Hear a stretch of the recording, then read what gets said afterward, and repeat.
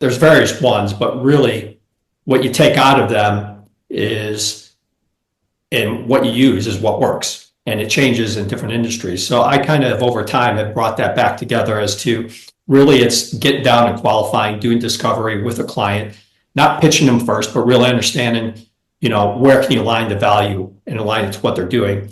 And it's really about Joe also doing this in a consistent way. So for the teams, they didn't really have that, was putting a process in place so they could consistently use that to discuss that. Over time, it becomes inherent to them and they just naturally do it. But if you didn't have that in place, you need to put some consistent structure so you get consistency out of it. You didn't really try to find out first, what are their challenges? What do they do today? Where could you help them? What's the value? And to your point, you go back with that optimism there and you put something out there, but you haven't done your job in qualifying to see if it aligns. People are just being nice. They took your meeting and you educate them or showed them something, right?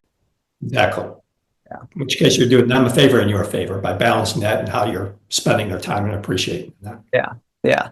One of the other things that I found that kind of process and some of those qualification and customer discovery pieces to be really helpful for is when after I left the sales role and kind of went into product leadership and P&L ownership was pricing. Because, we'll not reminisce too much on some of those deal reviews that we had to go through and all of the focus on like, well, what is the margin really? And all this analysis and like, oh, we got to get this margin and turn it into a cost plus deal. But actually taking some of that and focus on like, well, what problems are they going to solve with it? If you got to find the value here, how do you price it in a way that they actually can, match that price that they're going to be paying to the value that they're going to be receiving back for it, and getting creative with some of the pricing strategies around it too. Yeah, I mean, it's good to have margin as a guideline and goal, right? Because margin is going to drive your funding, your budget, your builds and development, so forth from a product.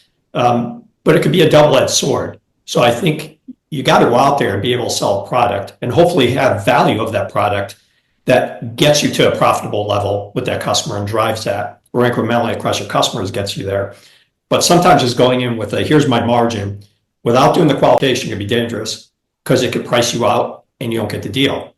But I'll say flip side, if you do the right valuation and you're just, here's what we're selling because we need this margin, you may cut off a much higher value that you could have there based on your valuation, and you're limiting yourself. So while you can have it for guidance and leadership for guidance, your qualification process brings the value, but don't let that limit also what I'd say against the value of bringing a customer, what you could bring for the company. Well, not just doing the simple things consistently, but also keeping it simple and not overcomplicating it and making it something that no one else or even yourself can understand. I think the other thing I found with the account planning was, if you really know the customer and you know what their pain points and their problems are, you're delivering a lot of benefit to them. You're not just selling them a solution. You're not selling them a widget.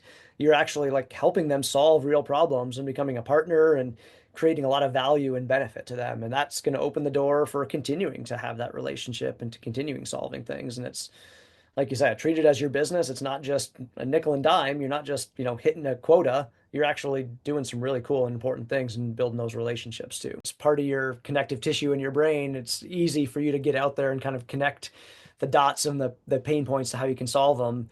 If you document that and make it a repeatable process and kind of how do you ingrain that same level of knowledge in someone coming from a different industry? You can't. So you got to start to, create that qualification process and understand where your leads are coming from and all that. Yeah. Yeah.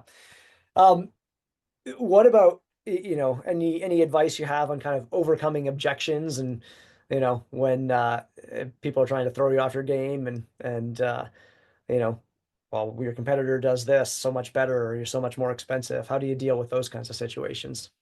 Yeah, some people like to run from objections. I like to think that you want the objections. Objections, to me, I try to take a mindset is engagement, right? And something you have to overcome. So you have to continue your qualification process. If you really feel that you have value that you could bring there, right? It's your job to overcome the objectives. And what you don't want is to someone not say anything to you and just say, yeah, that was great. I'll get back to you. Because they won't.